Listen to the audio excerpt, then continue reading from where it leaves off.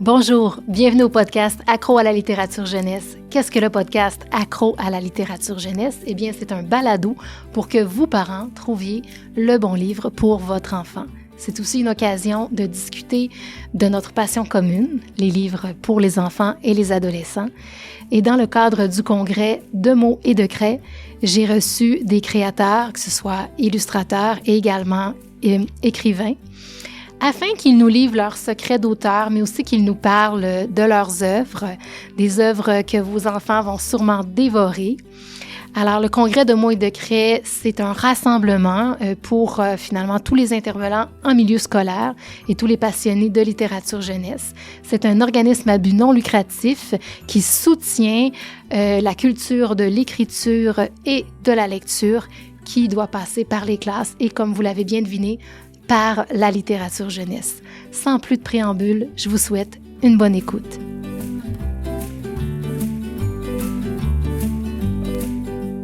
Bonjour, aujourd'hui je reçois Timothée de Fonbelle. Merci d'être avec nous.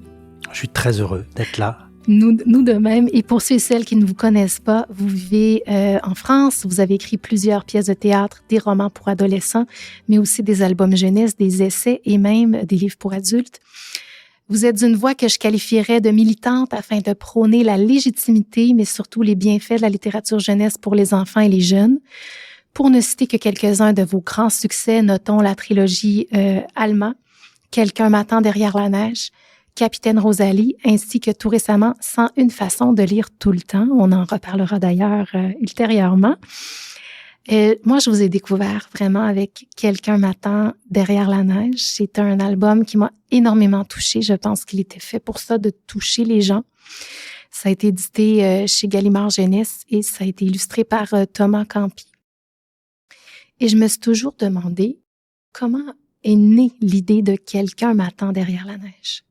Alors, c'est né, je pense que quand même le point de départ, c'est l'idée de cette tradition qui m'a fait grandir, qui est celle du conte de Noël. C'est-à-dire ce moment un peu qui est toujours entre la lumière et l'ombre, un peu en équilibre entre ces deux tonalités-là, et une autre envie à côté qui était de parler du monde d'aujourd'hui. Vous avez cité certains de mes livres, j'ai une tendance qu'il faut que je soigne, qui est de partir dans le passé, dans le futur, dans les arbres pour mon livre Toby Lolness, dans les années 30 pour Van Gogh ou pour le livre de Perles, dans le 18e siècle pour Alma.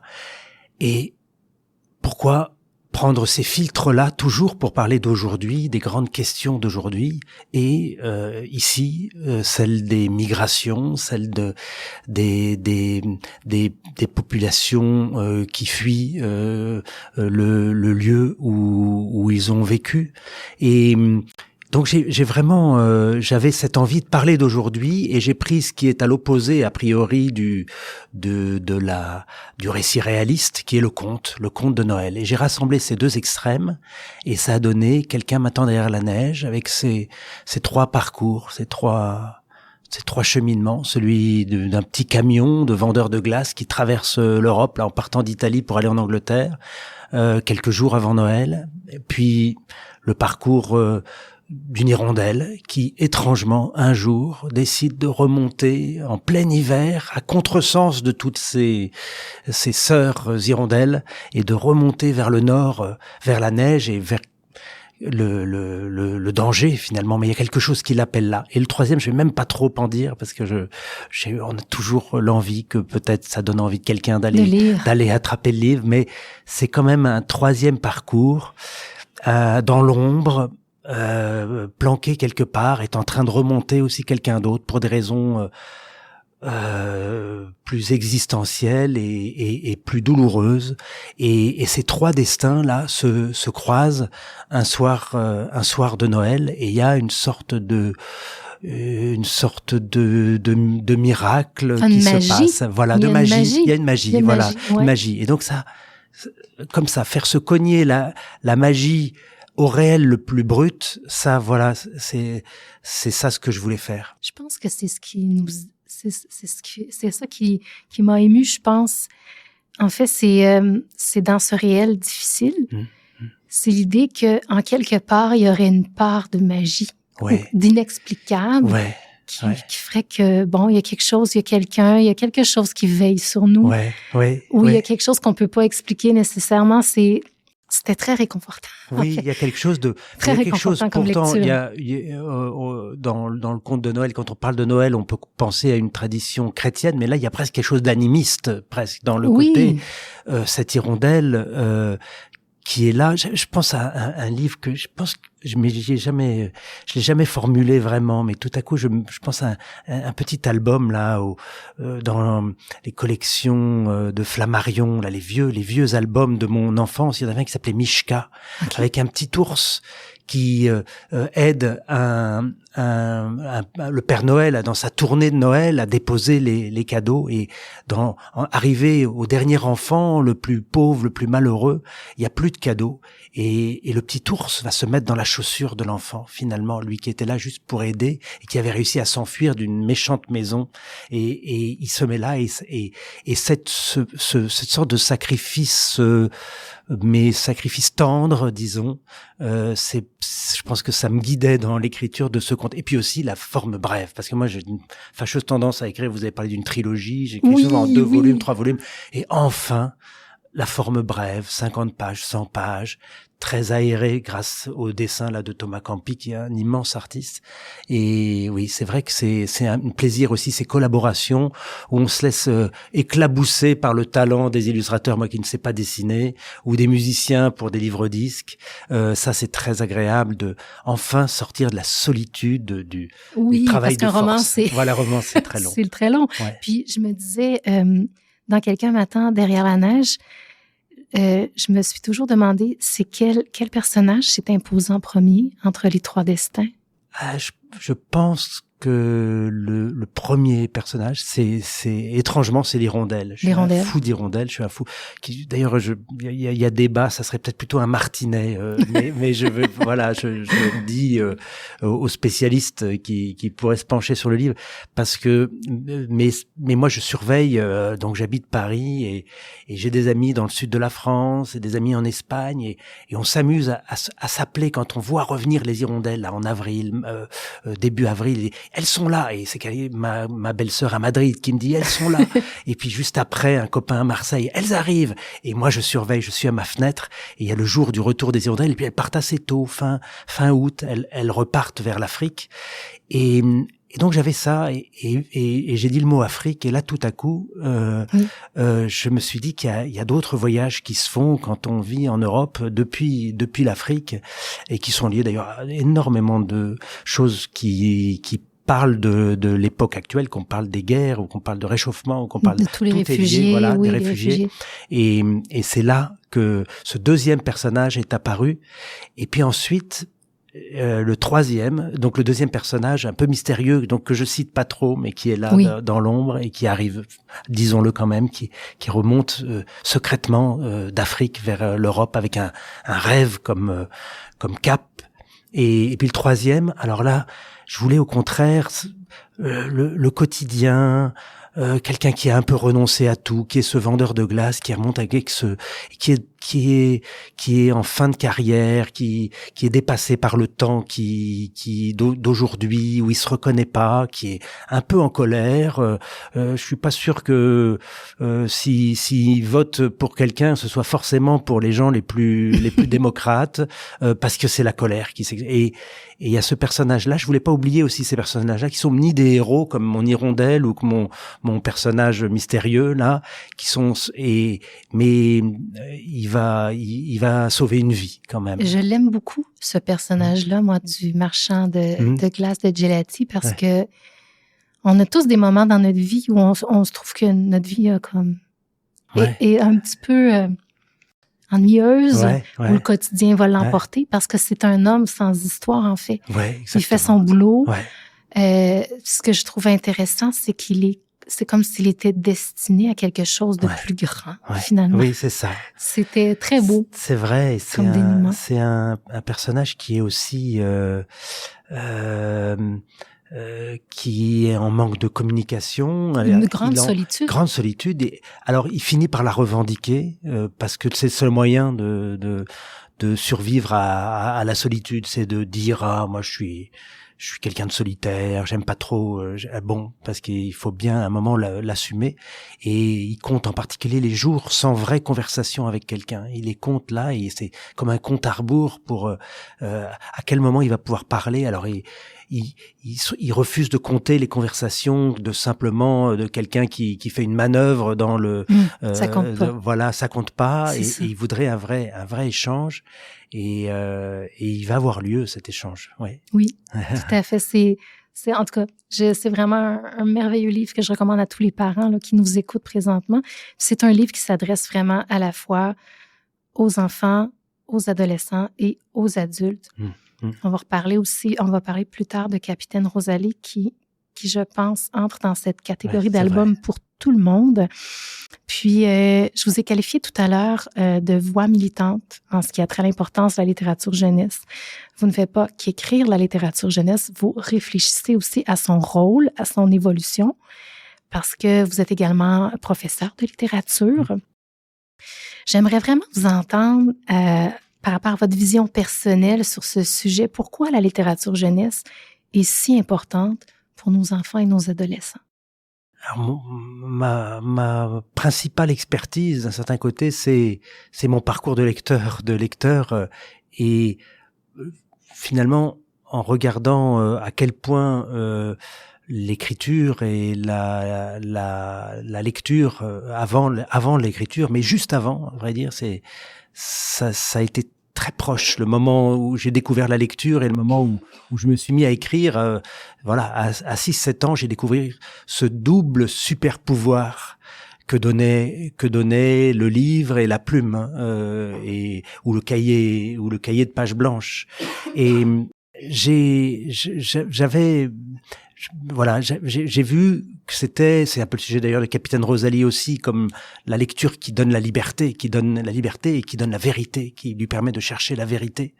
Et donc je crois que le livre a été pour moi une fenêtre telle dans ma vie que ça pousse à devenir militant de cet objet qui est quand même un objet magique, puisqu'il ne fonctionne sans aucune énergie, pas besoin de piles, pas besoin de le brancher, je parle du livre papier en tout cas, oui. Qui depuis des centaines et des milliers d'années, ou on va dire des centaines d'années pour le livre imprimé, est un objet qui ne s'use pas. Moi, je travaille en ce moment donc sur le XVIIIe siècle, dans le dernier tome d'Alma, et donc j'ai quelques livres, mais du XVIIIe siècle sous la main de temps en temps quand je vais en bibliothèque pour des recherches et ça n'a pas bougé, c'est toujours là. Et ça, c'est quand même d'une modernité qui est inimaginable d'un certain côté. J'ai beaucoup aimé le XVIIIe siècle. Oui, vraiment. Ouais. Et c'est il y a quelque chose dans cet objet qu'on n'a qu'une envie, c'est de transmettre. Moi, tout de suite, quand je me suis mis à écrire, je me suis simplement dit que je voulais pas exclure les jeunes lecteurs. C'est ça. C'était pas que je voulais pas forcément m'adresser qu'à eux, parce que j'aime ces livres transversaux, ces livres qui sont piqués par les adultes, qui sont laissés dans la maison de la grand-mère à la fin de l'été, et la grand-mère qui se retrouve seule le retrouve en septembre et commence à rentrer dans ce livre que 2 générations ont lu dans l'été avant elle. Ça, j'adore ça. Ces livres qu'on se vole, qu'on s'emprunte, on va dire, et qui circulent et qui sont aussi des lieux de discussion, et aussi un objet de ralentissement du temps. C'est quand même ce que j'observe dans le monde, et ça presque même, ça c'est moi qui écris quand même, mon premier livre c'était il y a 15 ans ou 20 ans, c'était pas il y a très très très longtemps. Premier livre que j'ai écrit pour la jeunesse, et j'ai vu se transformer le monde. Moi, j'ai l'impression d'avoir mis le pied dans la porte au bon moment, au moment où le livre était encore quelque chose qui tombait un peu d'en haut, comme une affaire très sérieuse et un peu obligatoire, alors qu'aujourd'hui c'est un objet de contrebande, le livre. C'est quand le petit Harry Potter, il est pas pour rien, hein, vraiment, dans le fait qu'il devienne le centre de la conversation dans la cour de récréation, qu'il soit tout à coup un objet qu'on se repasse, et qui sont presque. Je vais souvent et demain encore à Montréal, je vais rencontrer un club lecture, et ces clubs lecture, ça me fait penser à ces groupes comme il y avait dans les catacombes ou dans les lieux un peu planqués, les lieux de résistance, ces lieux où on échange un peu en secret.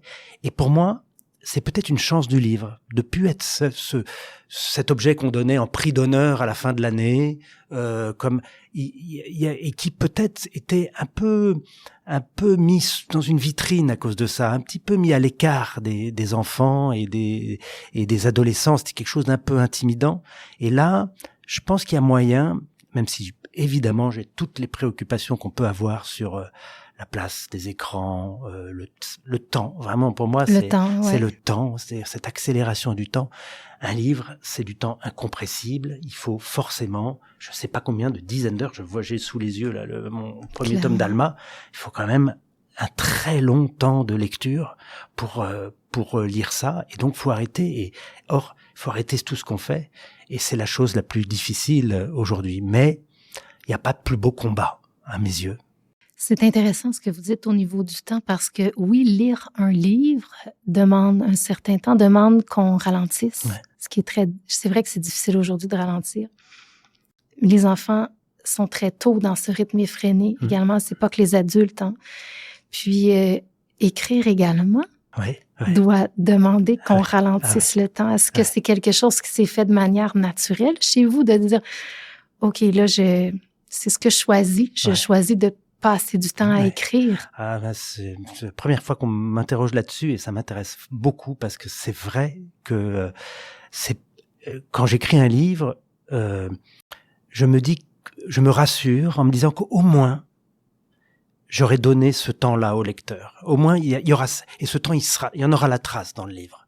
Quoi qu'il arrive, il sera là, ce temps-là, et ça me rassure dans le fait que bon, ce sera peut-être pas génial, ça sera peut-être pas, mais il y aura ce temps que j'aurai donné, et ça, il le sentira, et j'allais dire, il en aura pour son argent, mais il y a un peu de ça, il y a un peu de l'idée de donner ce temps, c'est peut-être la chose la plus précieuse aujourd'hui qu'on puisse donner, et donc, et c'est mon instrument de travail, le temps.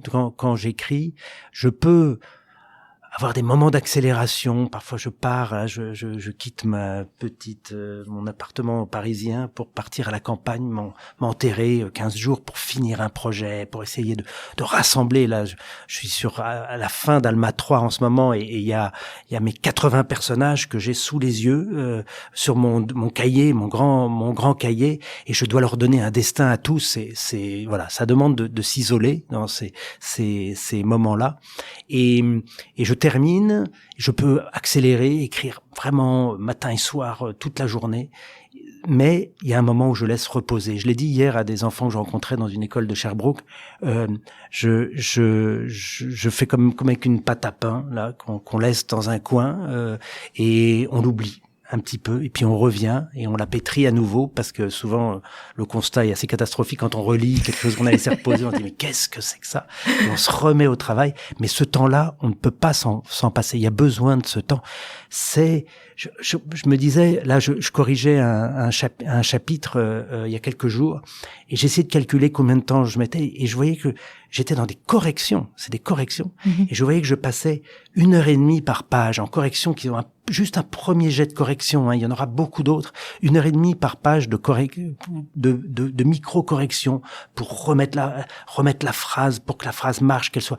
Écrire pour les enfants, ou entre autres pour les enfants, parce que la moitié de mes lecteurs sont des adultes, je crois, c'est le seul devoir que je me donne, c'est celui d'une forme de clarté, dans tous les sens du terme, quelque chose de lumineux un peu, parce que c'est pas le moment où on a envie de leur asséner de les ténèbres, donc un peu de lumière, même s'il y a des épreuves, il y a des voilà, j'y vais pas à moitié dans les épreuves que traversent mes personnages, mais de la lumière et de la clarté au sens de la transparence, c'est-à-dire un texte qui ne résiste pas, mais ça c'est de la survie pour moi. C'est-à-dire si je veux dire au lecteur, reste avec moi, sois là, ne me quitte pas, finis ce livre. C'est pas c'est comme une petite pousse là qui doit trouver son terreau pour exister, pour grandir. Voilà, il y a un combat il y a un combat de survie. Si je veux pouvoir écrire le livre suivant, il faut que j'ai des lecteurs là. Ouais. Et si je veux pouvoir et ça mais j'aime ça, j'aime ce combat de survie par l'écriture, parce que ça stimule le meilleur dans la littérature. C'est pour ça que la littérature jeunesse, cette richesse incroyable, c'est qu'elle elle considère pas le lecteur comme acquis. Il peut partir à tout moment. Il a 1000 raisons de ne pas lire. Le monde lui dit quasiment ne lis pas. Ouais, tu as tellement de choses. Tu as tellement de choses à faire. Apprends plutôt le code ou le chinois, mais ne lis pas. Et là, nous, on lutte contre ça, un peu comme les saumons là qui remontent dans le mauvais sens, et on lutte contre ça. Et je suis désolée, mais parfois ça marche. Oui, tout à fait. Puis justement, vous avez soulevé quelque chose d'intéressant. Vous aviez dit, ah oui, il y a cette part de lumière que je vais apporter aux enfants, aux jeunes et tout. Mais j'ai l'impression que ce qui fait, peut-être que je me trompe, mais ce qui fait le succès de ce que vous écrivez, c'est qu'il y a toujours cette dualité, il y a toujours cette noirceur et cette lumière. Ouais, peut-être pas toujours, mais souvent. Je pense à Capitaine Rosalie, Alma, clairement. Ouais. Je pense quelqu'un m'attend derrière la neige. C'est comme si, justement, il y avait une petite pousse verte, là. La lumière à travers les nuages, à travers la noirceur. Oui, c'est des thèmes qui reviennent. C'est des thèmes qui reviennent parce que mon inspiration, c'est la vie, et que la vie est faite de ça, de ce tissage tellement serré de l'ombre et de la lumière. Et ça m'intéresserait pas, enfin, je pourrais essayer. De temps en temps, je me dis, de temps en temps, je vois des films de Miyazaki, par exemple. Je pense à Totoro de Miyazaki. C'est ce dessin animé où, par exemple, la mère tombe malade et on se dit, elle va mourir, c'est sûr. Ben non, pas du tout. À la fin, et je me dis, j'aimerais savoir faire ça, raconter des histoires comme ça. Et c'est vrai que moi, j'ai un sens du tragique aussi. Oui. Et j'ai besoin, de rappeler, mais c'est peut-être comment ça s'appelle, ce sont ces vanités là, ces tableaux sur lesquels il y a à la fois une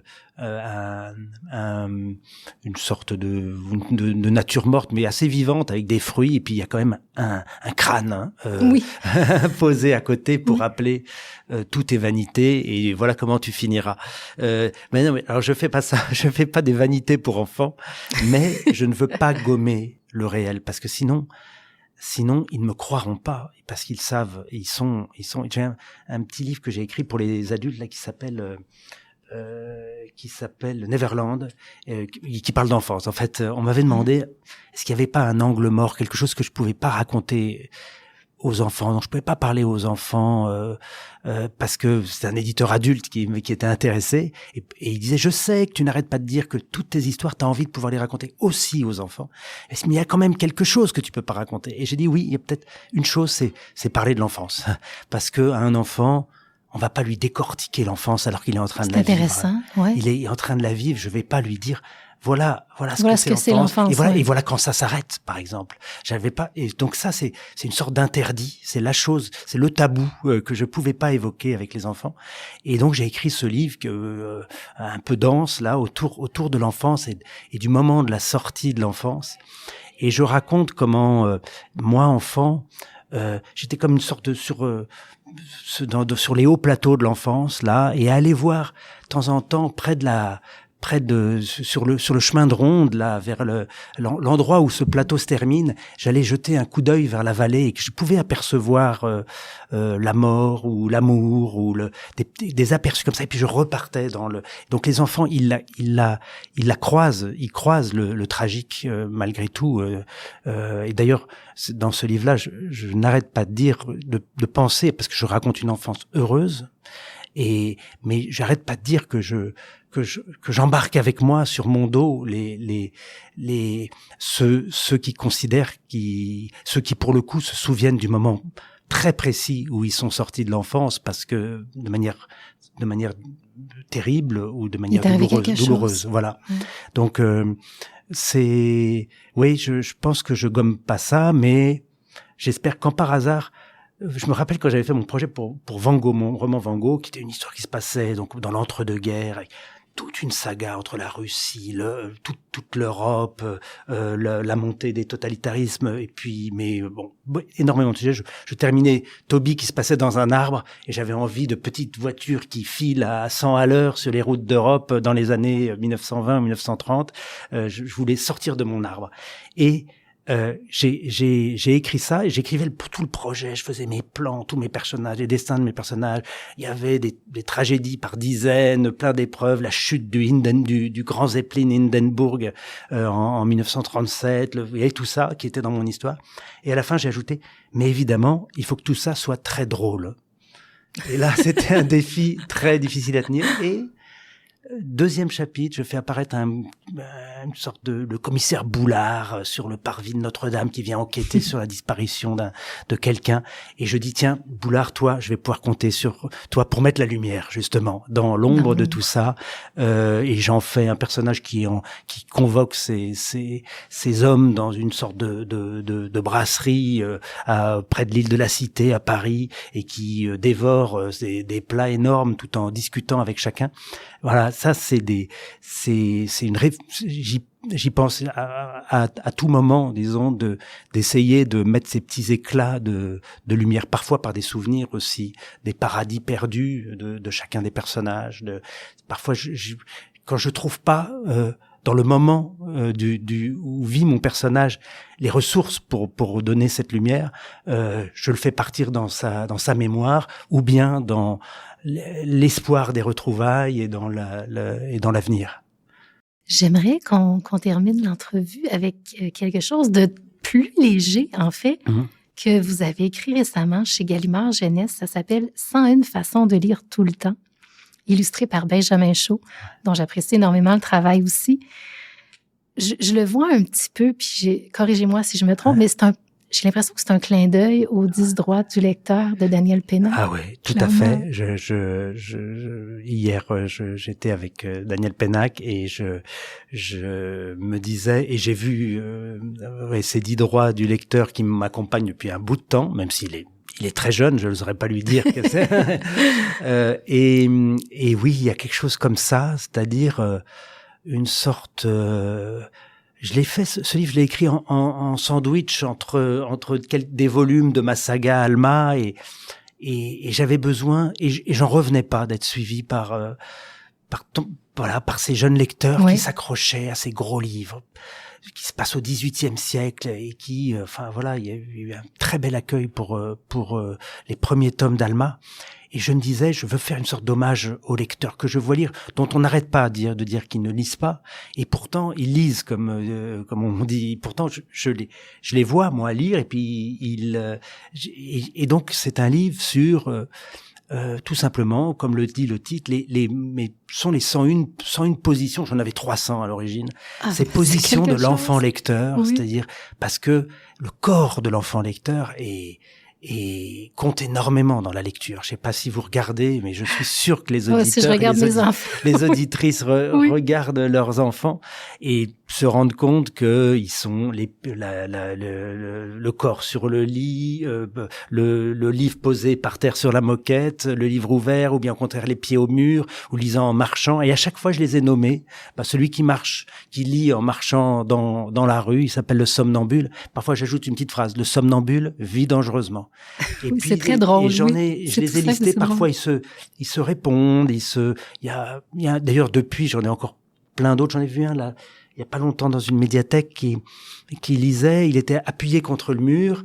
Il commençait à lire le livre qu'il allait emprunter et son corps glissait le long du mur. Et puis quand il commençait à arriver presque accroupi, hop, il remontait. Et je l'appellerai dans le tome 2 qui viendra dans 20 ans. Je pourrais l'appeler l'ascenseur, peut-être.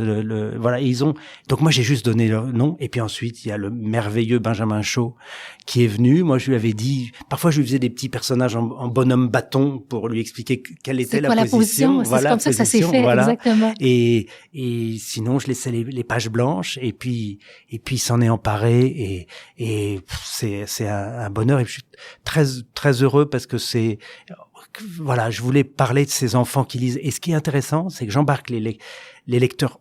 On le donne à des enfants parce qu'ils adorent lire et qu'on les reconnaît à chaque page, en train de lire dans leur bain, en train de lire sous les couvertures, voilà. Et puis on le donne aussi. Et je vois des enfants qui s'en emparent, qui sont pas des gros lecteurs, mais qui regardent ça et qui voient ces enfants dans toutes les positions qu'ils lisent et qui se disent, mais il y a peut-être, qu'est-ce qui les accroche autant? Il y a peut-être quelque chose dans les livres. Ça donne envie de lire. Voilà, ouais. Ça donne envie. On se dit, si on peut lire perché dans un arbre et qu'on continue à lire ensuite en prenant son petit déjeuner, comme l'une des positions, c'est qu'il y a quelque chose dans les livres. Et d'ailleurs, on a choisi de mettre le livre dans chaque livre a une sorte de couverture, un orange un petit peu fluo, qui fait que le livre ressort à chaque fois, et c'est central. Le mistigris là qu'on se repasse et qui circule et qui est central. Ce que j'ai beaucoup aimé, l'illustration, en fait, je me rappelle plus du nom de la posture. C'est tout le monde, et je pense dans le transport en commun, ils ont leur cellulaire. Ah oui. Puis il y a l'enfant qui a son livre. Oui. J'ai trouvé que c'était un beau pied de nez. L'île déserte. Je l'ai appelé l'île déserte, ce personnage-là. L'île déserte, parce qu'il y a cette possibilité toujours de reconstruire cette île, même dans la foule. Ouais. Et ça, c'est les téléphones portables, c'est Benjamin qui a l'idée, qui a ajouté ça. Et ça montre bien comment, voilà, chacun, pourtant lui il doit pas prendre beaucoup de métro, il vit dans ces montagnes de la Drôme. Mais j'adore ces collaborations, vraiment, pouvoir travailler avec des talents comme cela. Quand il a accepté, j'étais tellement heureux. Emballé. Ouais.